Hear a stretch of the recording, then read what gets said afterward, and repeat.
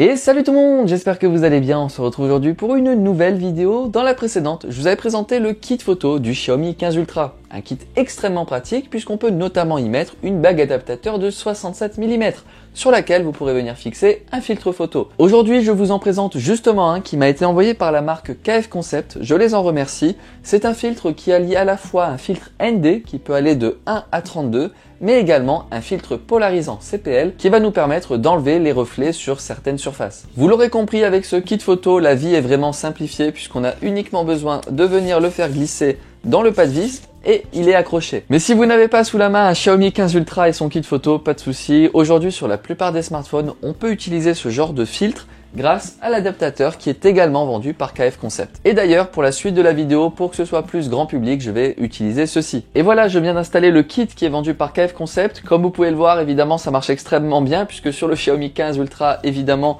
le bloc photo fait également 67 mm, donc c'est très pratique. Ça nous permet de venir le clipser de façon très harmonieuse, je trouve. Mais rassurez-vous, sur n'importe quel smartphone, vous pourrez quand même l'utiliser. Si vous vous y connaissez déjà en photographie, vous savez évidemment à quoi sert un filtre ND, vous savez à quoi sert un filtre CPL. Pour ma part, je vais faire un petit peu de vulgarisation. Bon, le filtre CPL, il va vous permettre de supprimer quelques reflets, comme sur de l'eau, des vitres. Ça va être assez pratique si jamais vous voulez voir par-delà de l'eau, par-delà une vitre, et enlever donc ce reflet disgracieux qui va être produit par de la lumière, par le soleil.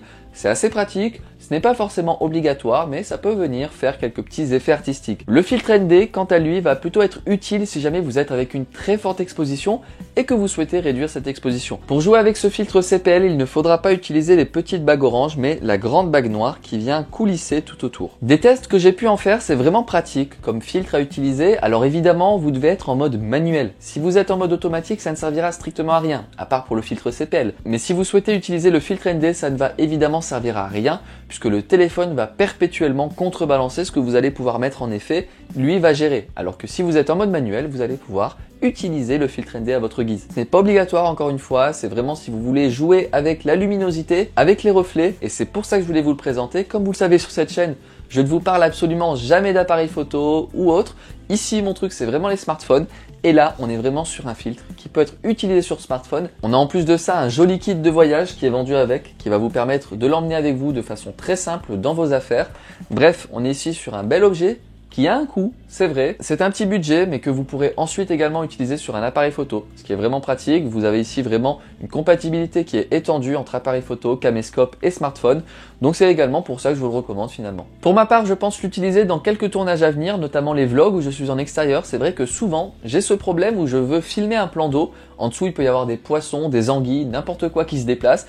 Et je vais avoir ce reflet sur l'eau qui va m'empêcher de prendre le plan parfait. Avec ça, maintenant, je sais que de plus en plus, je vais pouvoir vous montrer différents plans d'eau avec des choses en dessous, et c'est vrai que c'est quand même pas mal. Allez, pour moi, ce sera tout pour cette vidéo. Il n'y a pas grand chose de plus à dire. Ça reste un filtre tout à fait classique, sauf qu'ici, vous avez l'alliance entre le filtre ND et le filtre CPL, et qu'en plus, vous pouvez l'utiliser sur votre smartphone. Si vous avez apprécié la vidéo, n'hésitez pas à laisser un petit pouce bleu, à la partager autour de vous, et à laisser un commentaire si vous avez la moindre question. Je suis là pour y répondre. On se dit à très bientôt. Salut!